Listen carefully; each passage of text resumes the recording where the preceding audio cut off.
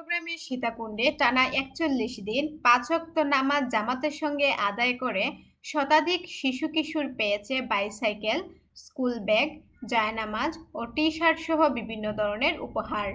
মঙ্গলবার রাতে সীতাকুণ্ড পৌর সদরের হাসান গুমস্তা জামে মসজিদ পরিচালনা কমিটির উদ্যোগে এশার নামাজের পর মসজিদ প্রাঙ্গণে এসব উপহার সামগ্রী শিশু-কিশোরদের হাতে তুলে দেওয়া হয়।